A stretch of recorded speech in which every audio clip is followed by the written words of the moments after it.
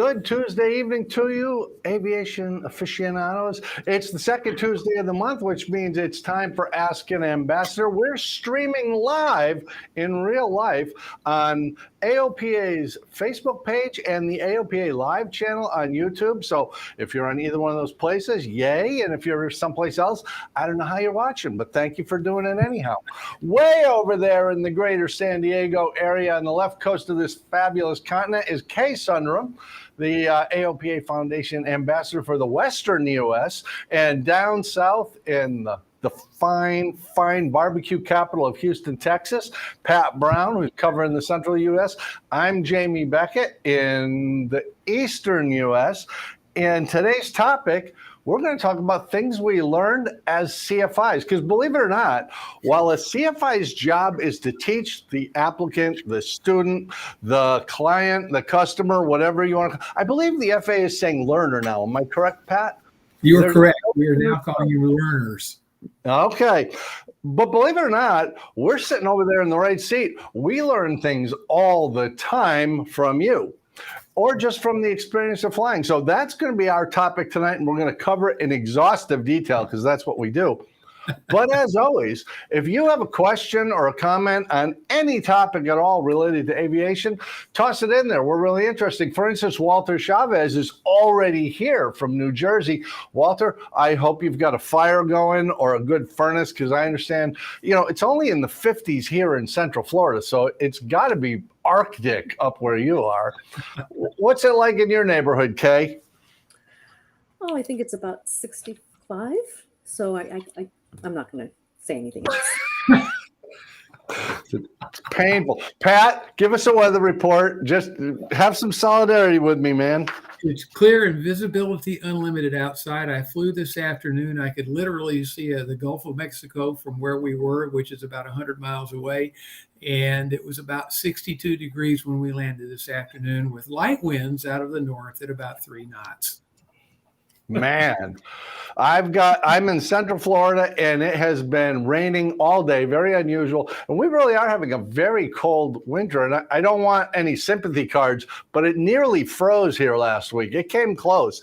I had to cover up the blueberries and the lychees and the loquats and the avocados and all that stuff so it didn't freeze. And it came within 1 degree. But that's neither here nor there. Let's start talking about the top. Oh, wait, Jeff W. says 39 and clear in Central Virginia. So, I don't know, build a fire. I would build a fire in my house, but I don't have a fireplace. But still, if it gets down to 33 again, I might. Let's talk about the initial experience. People call into the flight school, and sometimes you get people, and you have to learn how to deal with this. Pat, I had this experience where a guy called in very arrogant on the phone. This is 30 years ago. Yeah. Really arrogant on the phone, as you just have that normal conversation about, do you have any flight time? Is this your first experience? What are your goals? And he was just, I know what I'm doing. I've studied a lot. I'm all set. He booked time in a Piper Warrior over the phone and then showed up for his lesson. And shockingly, this fellow was well over 400 pounds.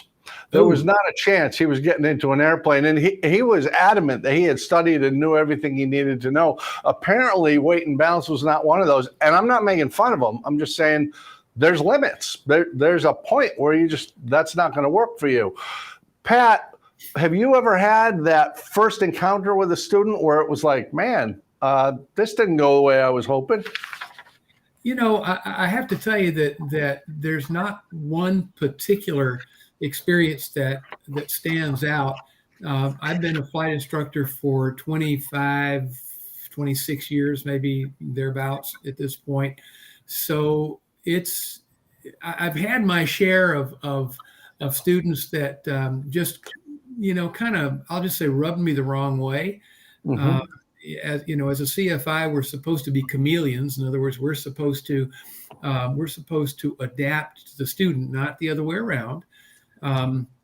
But there have been a handful of students over the years that I would choose not to fly with, or have chosen not to fly with, just because they just kind of rub me the wrong way, and sometimes you just got to say no. And hello, by the way, hello to Drew J. He just said hello. And yeah, I've got to toss in. We've got Frank Joy, and I'm sorry, I know I'm pronouncing that wrong. Frank, I'm so sorry, but he's watching from Nigeria. You know, aviation truly is international, and Kay, you're an international superstar. He's here for you. He's not here for me and Pat. So thank you, Frank. Nice to have you. Kay, one of the things we have to be on the watch for is the technical term negative knowledge transfer. And it's something we all deal with at some point. Can you explain it, or maybe give us a personal example where you've had that experience with a student? Yeah, absolutely. So the term negative knowledge transfer comes from an individual taking their knowledge in some sort of trade or expertise that they have and bringing it to another area where you would think that that knowledge is going to be helpful, but it's not. And so let me think, I'm in the same boat as Pat is. I can't put my finger on one particular person or anything like that, but there's been a group of folks some experienced airline pilots that I've done some flight reviews for, and they had a lot of recent experience in jets, but no recent experience in GA flights. They have a wealth of airline knowledge, but that simply doesn't transfer into the GA world. And so if you think that single pilot general aviation flying is not task saturated, then you're going to be in for a surprise. And so I remember one individual who was very upset that he didn't get a sign off from me after the first flight. Now, his radio communication was excellent. Basic flying skills were fantastic, but pretty much all the other tasks needed improvement, especially flying around the traffic pattern, because that's not something that airline pilots have to face with on a day-to-day basis like the way we do. So that there's an example of negative knowledge transfer. And No, go ahead, Pat. And when they try to round out at 150 feet, that's a little disconcerting too, isn't it? Right. Well, I'll tell you, because I write. Sorry, go ahead. Because I write, I think in terms of stories. So maybe that's why I remember all these things. But I had a student once who I thought was going to humiliate me. I was maybe a 400-hour CFI, and this guy had just detached from the Air Force. He had been an instructor at the academy. He flew F-15s in Okinawa. They paired me up with him, and I thought, man, this guy is just going to humiliate me. He's going to be an aerial god, and I'm going to be a remedial CFI. It was a fascinating experience. I came back from a flight once, and he's sitting in the 152 with the POH out going through the cockpit, and oh man, this guy's a pro. It's amazing. The day of our first flight came, and we're scheduled to go, and I always start with a conversation. We sit down, what are your goals? He was multi-engine ATP, but no single engine rating. So my job was to help him get a single engine commercial so he could fly with his family. Well, he tells me right off the bat, I want to do this all myself. I want, only intervene where it's absolutely necessary for safety. I want to do it myself. I want to build my confidence in these little airplanes. And we're flying a 150. So we go out and he does the walk around and he's got the checklist in his hand and he does everything and he climbs in and puts a seatbelt on. So I climb in and put the seatbelt on and he runs through checklist and starts the airplane and he puts his headset on and he lifts his head up and goes. And I had to say, we don't have ground crew here. We have to remove the chocks and untie it ourselves. So we had to shut it down. We had to climb out. It was a great education for me because I realized we all specialize. Whatever you do, you can be very good at it, but that doesn't mean you're necessarily good at the next thing. So it was a great experience. I mean, I liked that a lot. Pat, you're, as well as a CFI, you're also a DPE. You can't instruct on a check ride. And if you don't mind, would you elaborate on that just so people are aware? That's a testing environment, not a learning environment. Could you do a little expose on that? A little explanating? Yeah. Well, I mean, really, I don't know that I can elaborate really much more than what you said, Jamie, but our guidance and the ACS as well basically says that we're evaluators, and plain and simple, we're evaluators. We cannot teach. And now that said, if an applicant at the end of the check ride hasn't learned something, and usually that's during the debrief, But if the applicant hasn't learned something, then I mean, that, and in that sense, it is a teaching exercise. But if they haven't learned something, it hasn't been a good check ride. But no, I really can't elaborate much more than we're simply not allowed to teach. And I'll tell you, that's as an old, graybeard CFI. That's hard, especially when you see things start to go off the rails, and you want to will it back to where it needs to be. Using body English to get the airplane go back where it's supposed to. I have noticed every now and then, especially on an instrument check ride, if I see them getting off on the localizer or something, I'll notice myself kind of doing. Yep. Absolutely. And I have to stop. As soon as I realize I'm doing it, I have to stop. But yeah, we want it so badly for them. But anyway. By the way, this gives me the perfect opportunity to interject here.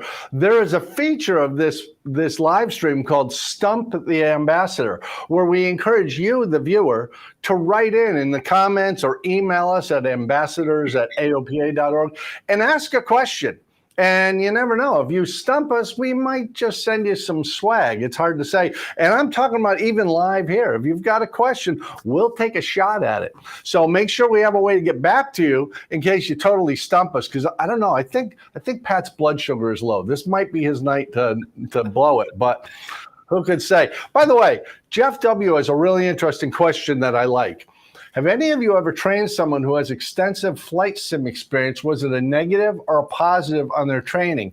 Kay, I'm going to say that it could be either, depending, did they get that flight sim experience with an instructor and learn the appropriate way, or were they doing that negative knowledge transfer thing you were talking about, where it's like, well, I drive a car and it's the same thing, so I just taught myself. What's your opinion on that? I think flight simulators are a great way to build up on a lot of the ground material. It is chair flying, right? And if you're an instrument student, for example, I encourage you, or you're just practicing maybe for an instrument proficiency check or something like that. I highly recommend using the flight simulator. It saves you a lot of time and money. And yes, you can tell when somebody is really sharp on the procedures, and that's extremely important in instrument flying. The actual flying itself is one thing, but it's knowing the procedures and the processes, and you're going to learn a lot of that in flight sim. So I consider that as positive transfer. I spent a good part of my day today at Redbird Migration, which is happening here today and tomorrow in Lakeland, Florida, at the ACE, Aerospace Center for Excellence, over where Sun and Fun resides. And, one of the things they're really trying to shift into for flight training, and this is good for anybody, whether it's the three of us or a viewer, they're trying to shift into a thing where you teach it, you sim it, you fly it. And the logic being, by the time you get in the sim, you understand the concept. In the sim, you kind of try it out and see how that works. And in the airplane, you actually perfect it and see how it looks and feels. But that's kind of the deal. That's kind of what the pros do too, right, guys? What's that? The pros also fly it in the simulator. Oh, yeah. Well, as you well know, simulators are now so good. The top level sims, full motion things. Very often an airline pilot, the first time he or she flies the actual airplane, it's with passengers in the back. Up to that point, they've just been in a simulator, and they're great. I actually just tried out a virtual reality flight training device the other day, where I got to do an aborted takeoff in a 737, and man, it was like being in a 737. It was pretty cool. How'd you do? I did not run off the runway, and I'm happy about it. It came to a stop, and there were no flames, and there was no bloodshed. So, yay. What about, Kate, worst student experiences? And this is not to make fun of students, but we're in a very tight quarters when we're in the airplane. There can be a workload. You talked about being in the pattern. That's a fairly heavy workload. Have you ever had a negative experience with a student in flight in the aircraft, and how do you deal with that? I recall I had a student who always wanted to go to a different airport because that was much more fun than training in the local area. And she was new to the area and wanted to see all the sites, and that's fine to do once in a while. And she did understand that the the training efficiency and all the costs are going to be out the window, because it's not efficient to do that and just make every lesson sort of a sightseeing trip also. But she had the time and the resources, but zero patience. So after a few dozen hours, and started getting a lot of complaints about why she wasn't ready for a solo cross country, complained to other instructors, and didn't pass the pre-cross country quiz, saying that it was unfair. And so after moving on to, failing 2 stage checks, blaming all 3 instructors, basically fired the 3 of us.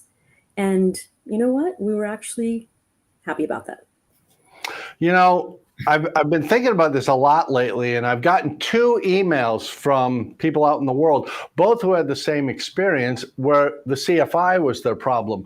They had put a lot of work into studying and trying to be ready, and they'd show up for the lesson, and they'd pre-flight the airplane, they'd get in, and the CFI would get in and say, "So, Bob, what do you want to do today?"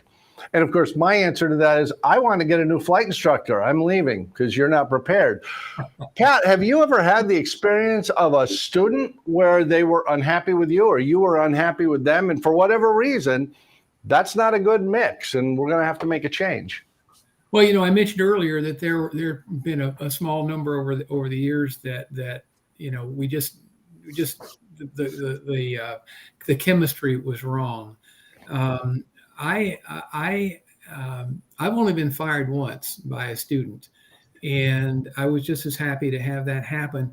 This is a student. He was an older guy at the time. I would guess he's probably in his early 60s or so, and he just couldn't understand why I insisted on consistency in the traffic pattern. In other words, 1,000 feet AGL, and the throttle settings at a certain setting, and our airspeed and pitch picture out the window over the glare shield at a certain look, and retarding the throttle at a certain point in the pattern. In other words, just consistency in the pattern. And when he told me that he was going to find another instructor, I said, oh, okay. I mean, I understand that. I was a freelance guy at the time. Owned my own flight school. And I said, okay, but why? And he said, well, you expect me to be perfect. And I said, well, what do you mean? And this is when he talked about, the throttle settings and the this and the that. I said, Joe, I'll use that as his name, I never ever asked you to be perfect. I just want you to be consistent. It's 2 different things.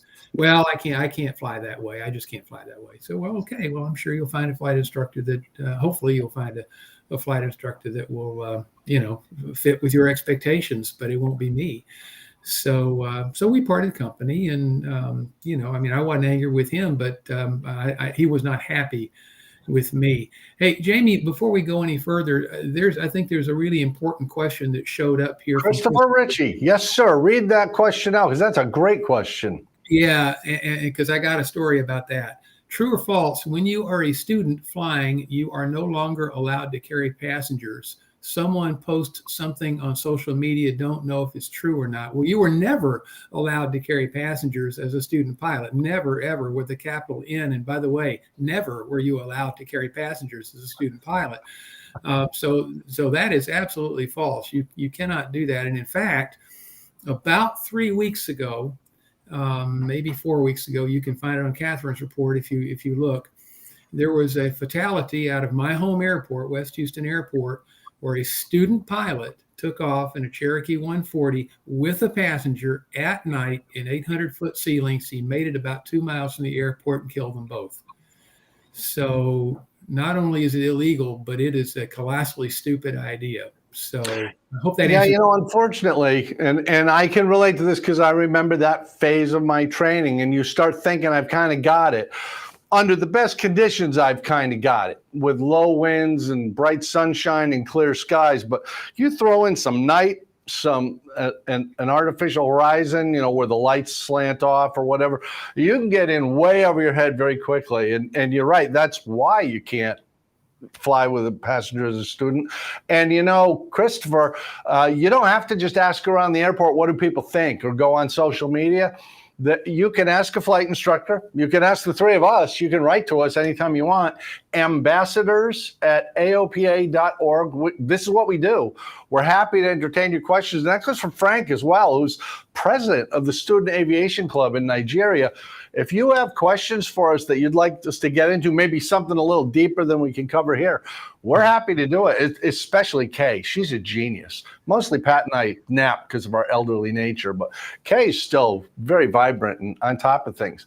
I'm sorry, go ahead, Pat. Christopher's clarifying it, a student with a flight instructor on board. Yeah, you can do that. Yes. Yep, because the flight instructor is a commercial pilot. You're not PIC, but I'm sorry, I interrupted, Pat. I should just let you answer that because you're so eloquent. You did such a fine job, Jamie. I'm happy to take second banana. And Paul, you're the student with the flight instructor on board. Mm-hmm. Yep. It's great to have students in the back because if you're a student, then pair up with another student and exchange flights and sit in the back and observe what they're doing. You can learn a lot from another person's lesson if you're right there watching. Yeah. Actually, just to illustrate how accepted that is, Piper makes an airplane called the P100. It's specifically designed for training, and it's a 3-seater. It has the pilot seat up front, the instructor seat in the right, and then a passenger seat in the center so you can monitor what's going on. Many flight schools actually encourage passengers to go along on student flights so you can learn radio phraseology or procedures, or like Pat's talking about in the pattern, where are we, what are the power settings, when do we reconfigure, all that stuff. It just comes together. It works really well. How about an inspirational student? Kay, have you ever flown with somebody, had a student ground school or flight school, where you were just like, they've got it. This is exactly what we're trying to work with. You got any inspirational story to share with us?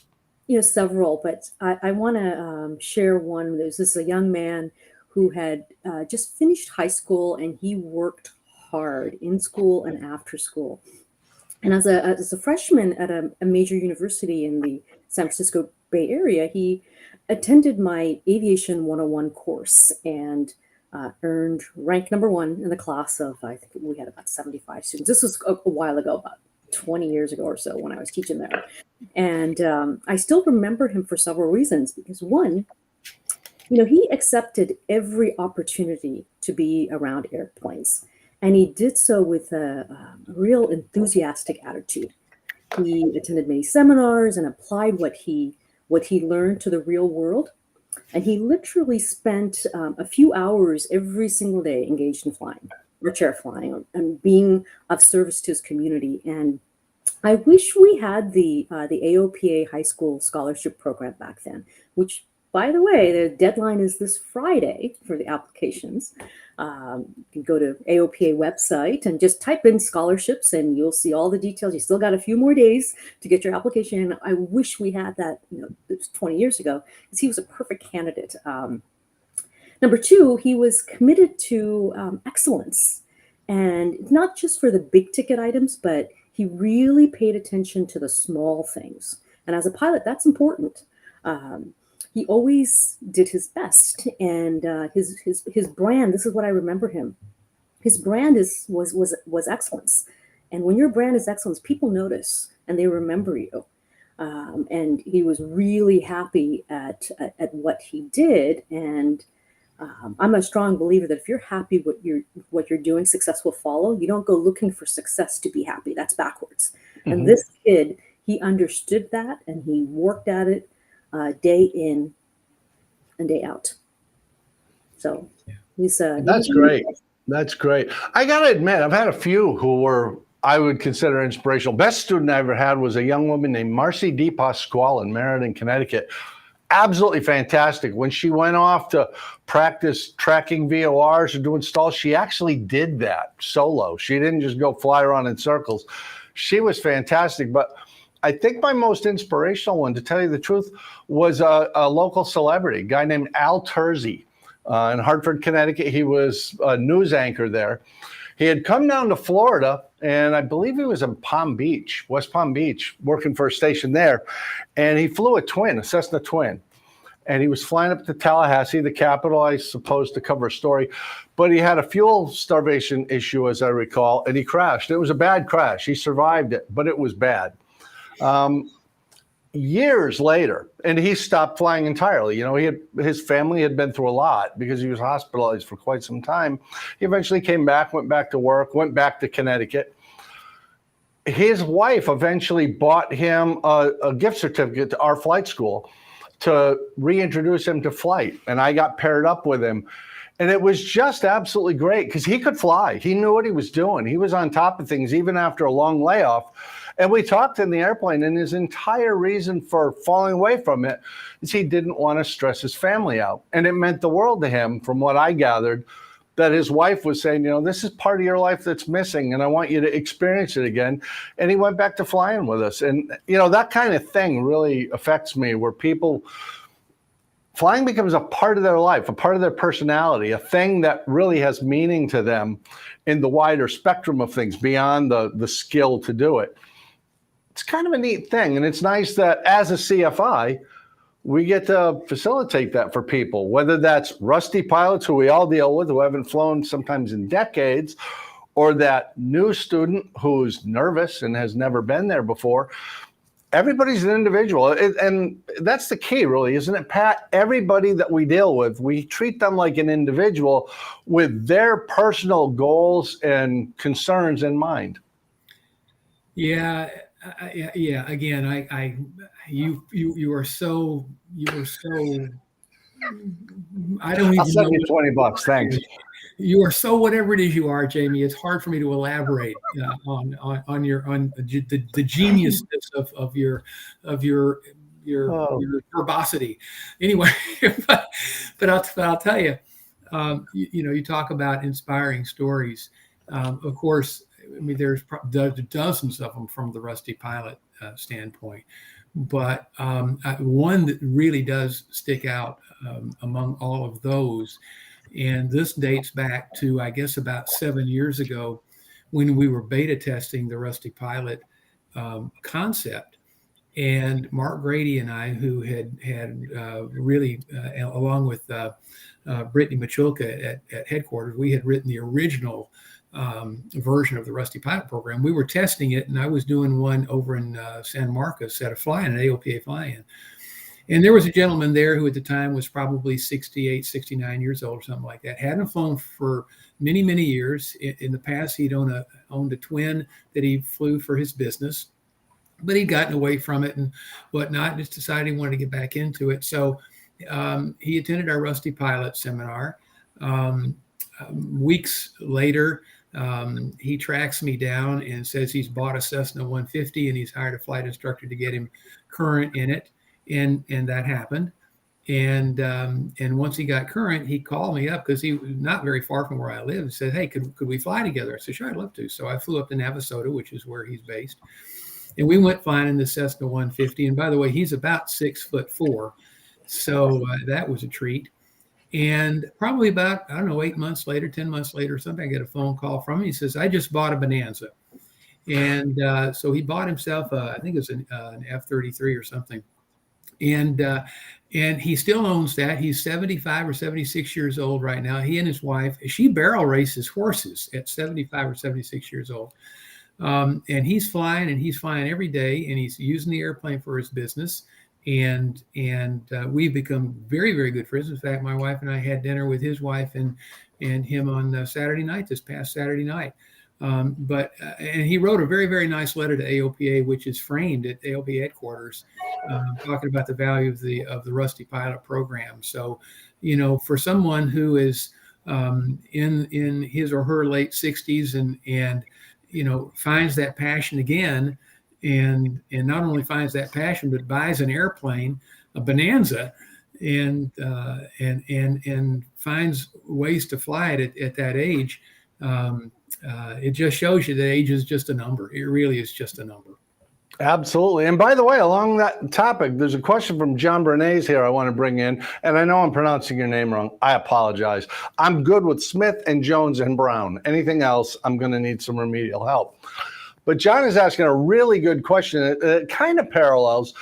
if you're going to do something you haven't done before or in a long time, get really good insight and support. So John's building an RV-8. That's a Vans RV-8, an experimental tandem seat aircraft. Absolutely fantastic airplane, but he wants to build it for alternative fuel, and he's planning on putting a turbine in it. And he's saying, does the CFI need an endorsement to teach in a turbine-powered aircraft? And I'm going to go, oh yeah, but bigger than that, connect with your local EAA chapter. If there isn't one, connect with EAA National. Get in touch with NAFI or SAFE and talk to somebody about how you can get the appropriate training in that airplane. Anything that's really out of the ordinary requires additional training. And that's true, just like we were saying earlier, going from a 787 to a Cherokee requires specialized training. You can't just jump in it and fly. It's not going to work out. So, Kay, do you have any specialized recommendation if somebody wants to fly? And it's not just John Brenese. Thank you. I'm sorry. I'm so sorry. If somebody wants to get, whether they're buying a classic or a Taildragger, something like that, whether they're getting something turbine powered, whether they're getting, jumping from a 150 to a Bonanza, what's a good way to go about getting appropriate flight training in that so you really are up to speed? I would check with the local flight schools and flying clubs and see who's out there, and even our AOPA Facebook page. Make some posts on social media, particularly that the organizations that are linked to AOPA, and get the word out. There are many flight instructors, if they're not qualified, they're going to point you in the right direction. If you call one of the three of us or email us, and we may not be in your area, but we can certainly help you find the right resources. So all you have to do is ask. And most and I will say, you may find your bigger challenge is not what the FAA requirement is. It may be your insurance provider. I was actually looking at buying an RV-9 last year. And one of the challenges was I needed to fly with somebody who had 25 hours in type. And I literally couldn't find anybody who had 25 hours in an RV-9. And that being the case, I can't fly the plane, even if I buy it. So, Pat, you had something? Well, yeah, I mean, alternatively, if you, especially for some of these specialty type airplanes, you might find a type club out there. For Cirruses, there's a Cirrus Owners and Pilots Association, COPA. The Comanche folks have there's a couple of different type clubs for Comanches. Cessna pilots, there's a Cessna pilots Bonanza, the Bonanza. I forget the name of it, but typically you'll find a type club for airplanes out there. So for sure, there's one for RVs. Whether or not there's, and I would think that somebody in that type club would have had some experience putting a turbine into an airplane. I mean, if it could be put in there, I suspect somebody's tried it before. So I would try type clubs. Very possibly. And Kay, John Brenese, I hope I got it better that time, is asking a very practical question. How close are you to Santa Clara County? Now, I don't know California's geography at all. I know LA, a little bit of San Diego, San Luis Obispo, but not a clue what the counties are. You think, are you nearby? Are you close? So I'm in Southern California. I'm in San Diego. However, I will be in Santa Clara County tomorrow. I will be at San Jose Airport and Reed Hillview. I got a bunch of meetings up there. And now I'm very familiar with Santa Clara County because I spent 10 years up in the Bay Area. Well, you are the Western U.S. ambassador for the You Can Fly program. So if John or some other less bold viewer who isn't writing, how could somebody get in touch with you if they had questions? The best way is to email. And so it's all three of us here. It's our first name dot last name at aopa.org. Look how easy that is. I just love it. We started this talking about the things we learn as a CFI. And when we started talking about this, one of the things that really leapt to mind is I have never pulled the mixture out on an airplane without a reason. Whether I'm leaning it or shutting it down, that's the only thing. But I have had students pull it out on downwind because they know they're supposed to grab something and pull it, carb heat, whatever, and they grab mixture and pull it. It's not that hard to fix. Just push it back in again and you have a little discussion. But that is a great example of we learn things even from the misunderstandings, the assumptions students make, the fears they express to us. Pat, I got to tell you, when I started flying as a flight instructor, when I started flying professionally, I knew the term density altitude, and I had passed the test questions on density altitude, and I knew how to figure it out on my electronic E6B, but I'm an East Coaster. I rarely fly from any place that's more than 150 feet above sea level. I didn't really have a serious understanding of density altitude until much later. What's your story? Well, I grew up in southern lower Michigan, and for those of you that right there is where I grew up. And of course, it's cold a good part of the year up there. And so, boy, I'll tell you what, the airplanes perform like really, really, really well. And I thought that that's just kind of the way airplanes are supposed to be. And I learned to fly in a 150 or 152. And Eric Pittman waving right back. So anyway, so when we moved to Texas, and I flew a 172 in August when it was 95 degrees outside and nearly 100% humidity, and that thing wasn't climbing as good as my little 150 did in 20-degree weather. It was like, oh, that's density altitudes. Yeah, I had exactly kind of the opposite experience that you did. Yeah, mine was I had done most of my flight training in Florida. I started in Connecticut, but I did most of it in Florida. And when I started in Connecticut, it was in the warm weather months. In Florida, I'm a pretty big boy. I enjoy cheeseburgers and pizza and such. So a 150, 152, I would typically get with a student 200, 250 feet a minute flying out of Florida in the summer, which is why it's so nice to have these 5, 6, 8,000 foot long runways. And then I went up to Connecticut, and it was winter, and it was in the 20s, and suddenly the same plane was giving me 1,200 feet a minute. I suddenly understood the altitude and how dangerous it can be. Now, Kay, you're out west. You're not down in the flatlands like Pat. You have mountains where it's not a theoretical thing. Density altitude really matters for you. Has it ever affected your flying, or have you ever had that with a student where it's really obvious this isn't going to work out today? Oh, absolutely. So I started my training in the East Coast in Long Island, and I had it was 172, 180 horsepower, and you get the four seasons, but no extremes, and out in Long Island. And so I was used to that. But when I came out to California, particularly Southern California, I was really introduced to mountain flying and density altitude. And this was, 6, 7 years ago. I had a 152. And I will still remember this flight when I was getting a mountain checkout. So 110 horsepower, right? And this 150, the Yellowbird. I think we all know what the Yellowbird. If you don't, you can see it on your AOPO membership card. So I remember departing from Big Bear. This is it's about 70 miles from San Diego, northeast of San Diego, right in the heart of the San Bernardino Mountains. It's beautiful. The mountains are about 8,000 to 10,000 feet. The airport is at, I want to say about 6,800, little less than 6,000 foot runway. So it's a long runway.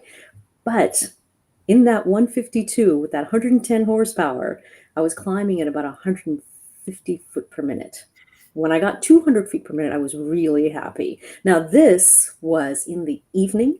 It's cooler temperatures, but that's the kind of performance you're going to get in a 152 at those altitudes. So you really have to know those performance numbers. Yeah, because it's possible you're at an airport where you could do the performance chart. That airplane's not going to fly. You can run down the runway real fast, but it's not going to fly. And it's better to know that before you attempt that takeoff. Right. Now, I knew that was the performance that I was going to get, and it was, it was a calculated risk and all that. But if I had departed in the afternoon when it was much hotter, that would not have been pretty. Yeah. We've got two really good questions here I want to address. John Bernizzi is asking, at my church, to work with minors, a background check is required. What requirements are there to volunteer with AOPA's youth program? I'm going to encourage Kay and Pat to disagree with me, but my take on it is AOPA doesn't actually have youth volunteer programs. What we have is resources with the ambassadors to help you establish a youth volunteer program. I sit on the board of 2 high school flying clubs and work with them every week. Very satisfying stuff. So it really is up to you. And you're right. There are youth groups, Boy Scouts, churches, school groups, where there are very strict, even the EAA has a background check to do Young Eagle flights. You'll figure out for yourself what you need to make you comfortable and start your program. But that is one of the things, if you write to us, we'd be happy to help you set up a volunteer program where you can work with kids in aviation. Would either of you like to disagree or add on to that? No, I want to emphasize about the Aviation Explorer post. So we did form 2 here in the San Diego area, where there are a number of high school kids that participate at the local airports. They're getting the real world experience, and some of them are not ready for the flight training yet, but they're surrounded by aviation enthusiasts. And so if you're interested in starting something like that in your community, speak to one of us and we'll be happy to get you started and point you in the right direction. Absolutely. And Frank has a particularly good question that I really like, because this is a classic student question. And Pat, I'm throwing this to you. I'm asking you as respectfully as I can to take off the DPE hat and put on the CFI hat, or even the advanced ground instructor hat.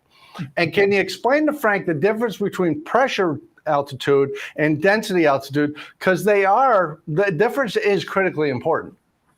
Well, the probably the simplest way is just to wherever you are, whatever airport you're at, turn the Colesman window to 29.92, and there's your pressure altitude.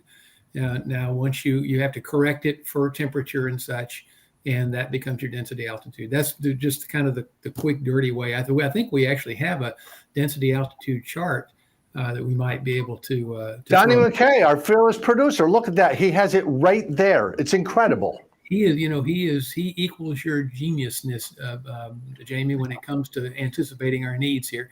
And he's way better looking. Let's be honest. Way better looking. There is that, but but there's a couple of examples of density altitude charts right there. So the difference is pretty simple. It's just basically turn the Colesman window to 29.92 and read the altitude, and that's your pressure altitude. I like it. Thanks so much. I appreciate it. By the way, Erdem Burl says we have a youth program just for the glider in Florida. Go check Treasure Coast Soaring Club. One of the high school flying clubs I work with, Lakeland Aero Club, has a program called Solo at 14, because you can solo a glider at 14. And if we have a member, a student who's really into things and doing well and has great grades and is paying attention and really makes an attempt, we'll scholarship them up to Seminole Lake Glider Port, where they will get some training and they'll solo at 14. And as we have had the experience ourselves, there is nothing that tells you you're a substantial human being like soloing an aircraft. Doesn't matter what kind. You know you've got something going now. And Walter Chavez is saying, how important is it to get instrument rating after getting the private certificate? Pat, you're a DPE. That's right up your alley. Is it mandatory? Is it important that I get it within the next 6 months, or can I put it off for 25 years?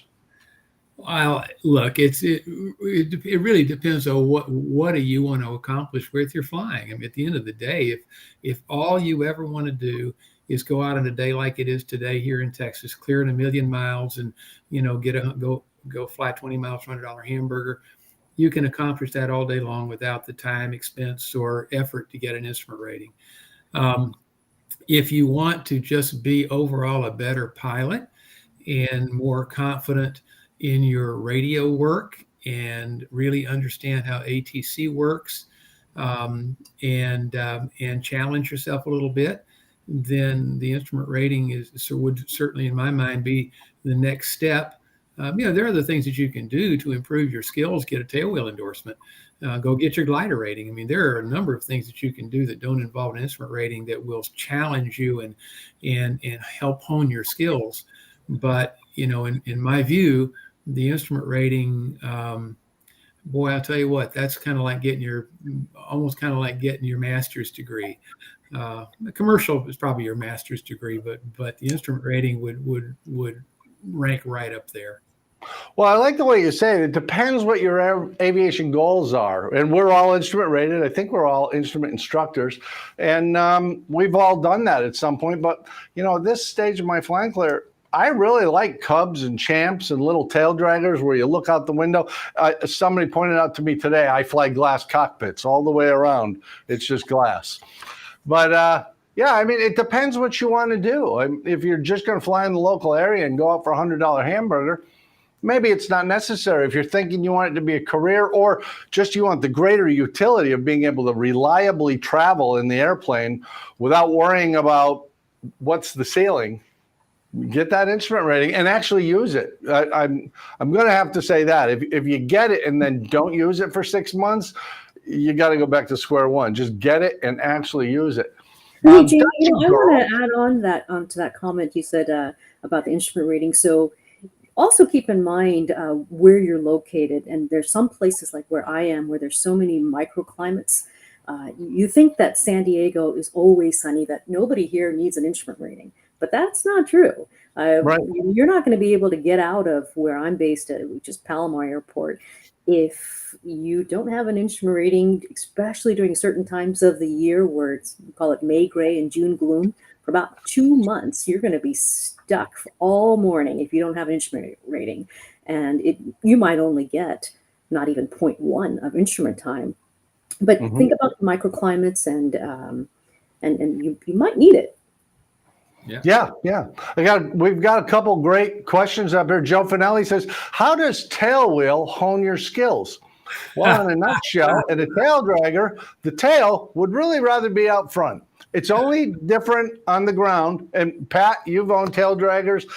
I've owned Taildraggers. They're a lot of fun, but the Taildragger endorsement is just taxiing, takeoff, landing, and go-rounds. It's all ground-related stuff. And it is that the tail legitimately wants to be around front. So you have to be on top of it, much more aware of what the wind is doing.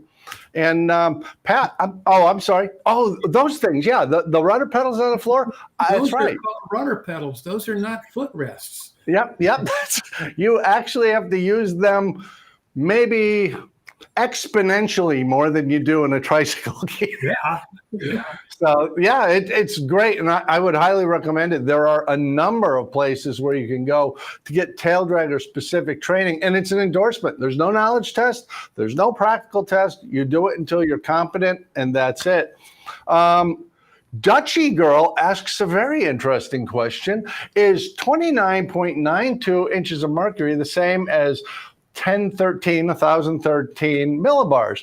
And of course, it is Kay, our aeronautical engineer. And it's all because America, in its brilliance, uses an entirely different measuring system than the rest of the world. Would you like to address, Kay, the difference between the millibars and the inches of mercury, and does it matter at all? You know what? Use the metric system that we're using here, because that's my answer. Okay. There really isn't a difference there. I like it. I like it a lot.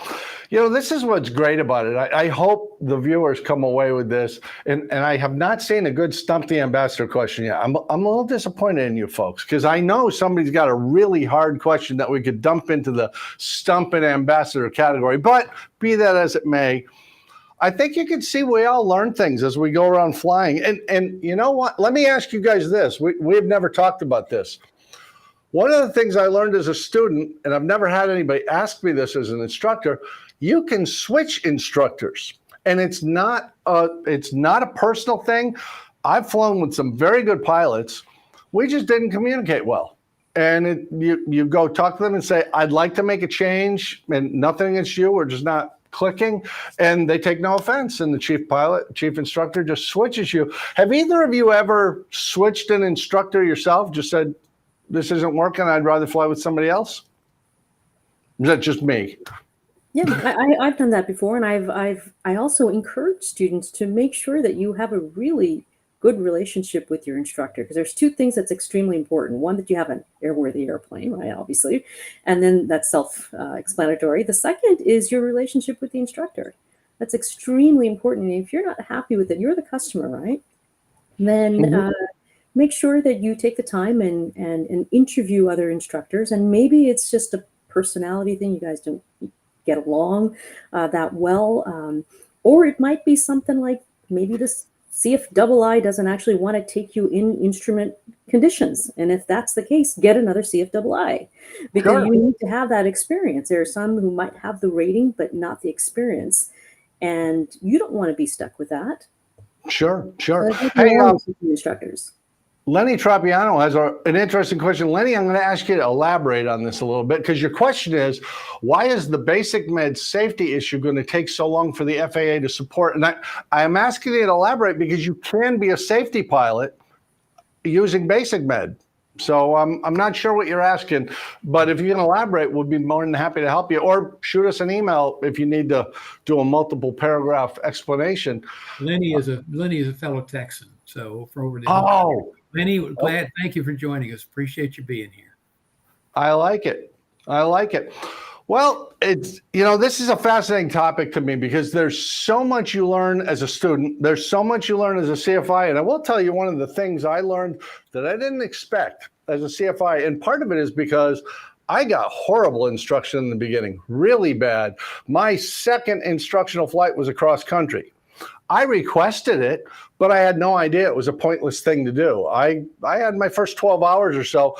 I was really under the impression all you do is fly around with somebody for 40 hours and they give you a certificate. I didn't know there was a practical test standard, now the Airman Certification Standard. I didn't know there was 47 specific tasks you had to master. I didn't know any of that. I just thought you fly around. So I wasted a bunch of time and money. I found as a student, and really found it to be true as an instructor, maybe the most valuable portion of my instructional time is the pre-flight brief and the post-flight debrief. And I'd love to get your take on this, Kay, because I found as a student and as an instructor, by doing a good pre-flight brief, even if it's only 5 or 6 minutes, the student has a clear understanding about why we're going on this lesson and what we hope to accomplish. And with the post-flight debrief, I know how I did, I know what I need to work on, and I know what's coming up in the next lesson that I can prepare for. Are you thinking, as I am, that that's really an important part that gets skipped a lot because the prop's not turning and the Hobbs isn't going? Absolutely. That pre-flight time that you spend is important so that everybody's on the same page. And the post-flight debrief, you want to know, well, did you meet the standards? Pat was talking about that before. This is not all made up. As instructors, we need to make sure that you're meeting certain standards. And this is the time to talk about when things are fresh in your mind so that we learn from some of those mistakes. And so whether that pre-flight and post-flight briefing is, 10 minutes or 15 minutes, take the time to make sure that you get that information. It's really, really important. And one thing that I love about AOPA's app, AFTA, the Flight Training Advantage app, is that you get to see all of that in one place. Take a look at our website. You can type in AFTA in the AOPA.org, and you'll see a whole bunch of information about this great app that focuses a lot on, hey, this is what we're going to do today, and this is what we're going to do next time, and gives an opportunity in one platform for everybody to be on the same page, and all the resources are there. You want to spend that time because it will definitely shave off time in your training. Excellent. And Pat, I don't want to throw you under the bus, but Lenny is back, and I'm going to ask you to elaborate, or if you're aware. Lenny's saying you cannot be a safety pilot on basic med, and he's got a link to an AOPA story. To my knowledge, it's been allowed up till this point, and I haven't read that. Do you have any insight on safety pilot under basic med? I've not seen this specific story because it's dated February the 2nd, but I know that there is a notice of proposed rulemaking that would change the wording on the basic med. But up until now, the interpretation has been, as long as the safety pilot is willing to be the pilot in command, on that flight, then that person can be the safety pilot in the right seat. but you have to, as the safety pilot, agree to be the pilot in command for the flight. Yeah. So, and that is one of those interpretation things. So, Lenny, I'm sorry, I have not read that article, and I haven't reviewed the notice of proposed rulemaking. This kind of sounds like when they made the recent change, where suddenly, after decades of saying instructional flights were not commercial flights, then they said yes, they are, and that's a legal interpretation that's above my pay scale. I just have to roll with it, but I am not aware of that change. And thank you. Kay, you have any insight on that? No, I was under the same impression as you are. You have to be able to step in. So if you're not current, then you cannot suddenly become the PIC, right? So as long as you're able to step in and do your duties there, I thought that you could. But I'd have to take a look at that link. But you have I'm sorry, go ahead, Pat. You have to agree up front that you, as the safety pilot in the right seat, I am pilot in command on this flight. And that's the I guess the workaround, for lack of a better way to put it. But you have to agree up front that I will be PIC on this flight. Then you can operate that way under basic med. I'll give a tip of the hat to that, because when I went through flight school, and this was common 30 some odd years ago, two of us would go on a flight, one under the hood, one safety pilot. And back then you could both log PIC time for the time that you're actually manipulating the controls or actually doing collision avoidance. But the key is what, Pat, you were just saying. To do it responsibly, you've got to have a discussion before you get in the airplane. What's my role? What's your role? Who's the PIC controlling the aircraft? Because I'll tell you, we had a instance where we had a couple guys in a 152 who went to a place with a particularly short runway with water at both ends. And one thought they were doing a full stop, and one thought they were doing a touch and go, and they both went swimming. So you really want to know what you're going to do before you get in the airplane. Ingram Leedy comes back, and Ingram Leedy has been with us before, so everybody wave. Hi, Ingram. Nice to see you. Would safety pilot logging of PIC only when flight controls on the left seat is under the hood?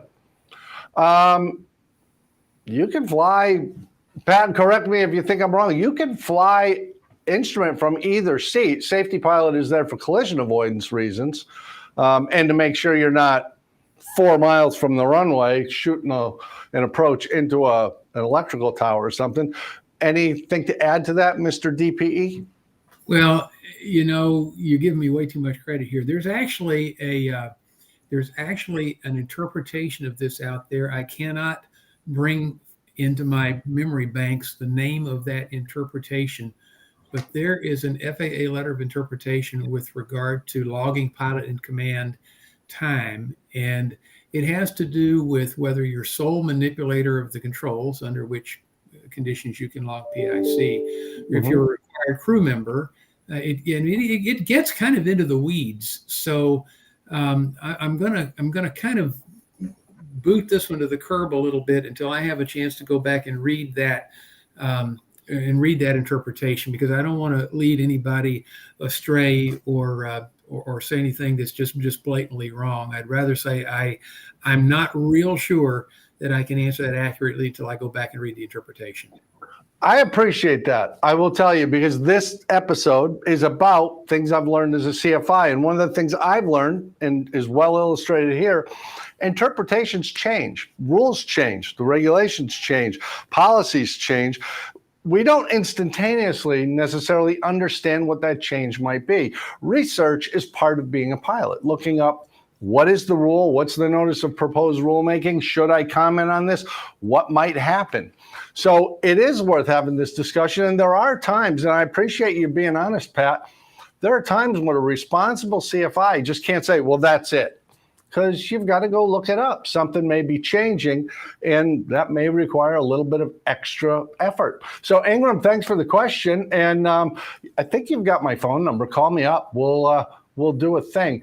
Lenny says, did I stump the ambassador? I don't know. Is it a stump if we haven't read the research material yet? Or is it just a great question that deserves a tip of the hat? It's a good one. I like it. It's a great question. Maybe. Let's say that's a definite maybe. Okay. Maybe you stumped us. And I like Eric Pittman jumping in here, also a regular viewer of Ask an Ambassador. Is being a CFI the best way to go to build time? I'm going to say the best way is the way that you like, the one that fits your lifestyle. There are people who do banner tow. There are people who do pipeline patrol. There's all sorts of jobs that will get. I know people who ferry aircraft to build time. You know, somebody buys one in Kentucky and needs to fly it to Oklahoma, and there's people who just do that. As a matter of fact, I think I did that with you, Pat. I think I picked up an airplane from you and moved it to Maryland. You did. But I will say that the best way to learn something is to teach it. Oh, yeah. Yeah, absolutely. You learn a lot. Folks, this has been fantastic. Kay, I'm coming to you first. Do you have any parting thoughts, anything you'd like to share with the viewers, or just to point out a mistake I made for the humor factor?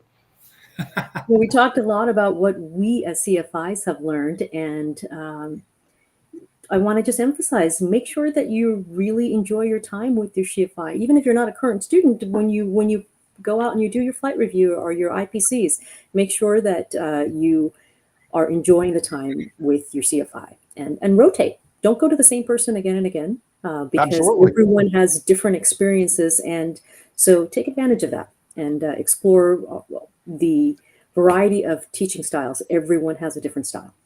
Excellent advice. Pat, do you have any closing words for us? Just a couple real quick. Danny Carson says, what's the difference between a CFI and a double I? The double I can teach instruments and a single I can't. So that would be the first one. You know, we joke a lot about, hey, look, if we can't answer a question, we'll make something up, and that is just a joke, as illustrated by Lenny's really good question about the safety pilot issue and such. Nobody knows everything. I don't care how high you go on the pilot food chain. Nobody knows everything, and nobody can know everything. I'm no different than a private pilot or a student pilot. There are things I simply don't know, and that's one of them. And I joked with my daughter. I says, "There's only 6 things in this world I don't know," and she'll say. That's usually when she asks me a question that I don't know. Anyway, don't be afraid to look it up. Don't be afraid to admit that you don't know something. In a check ride in particular, I'm not sure, but I know where to find it. That's a really great answer to just about any question that you're asked, no matter where you are in the food chain. I'm not sure, but I know where to find it, or I'm going to give it a good shot. So look it up. Yep, that's Ingram's part. It's hard to remember everything. I don't even try. I go look at, I know a lot, but I go look things up every day. Folks, I appreciate you being here. You've done a wonderful job. From wherever you are, could we just do a little golf clap for Donnie McKay, the producer of this excellent program, who does a great job of making it happen? Please do me a favor. Click the like button. Leave comments, share the link with your friends, because we're very lonely and we desperately need some type of interaction with a wider and wider populace of people. So please help us out, because just look how sad Pat is. It's really tragic. I really do appreciate it. We'll be back here next time on Tuesday, February 22nd, 7 o'clock Eastern, 4 o'clock Pacific. And if Lenny writes in a really good Stump the Ambassador question, and we've got time to put the graphic up, I think we'll really do it next time, won't we? Folks, thanks a lot. We really appreciate it. Donnie, let's wrap this up. We will see the rest of you February 22nd. Tuesday night, 7 o'clock Eastern, 4 o'clock Pacific, and you can do the math in the middle of the country. Bye-bye. Bye-bye.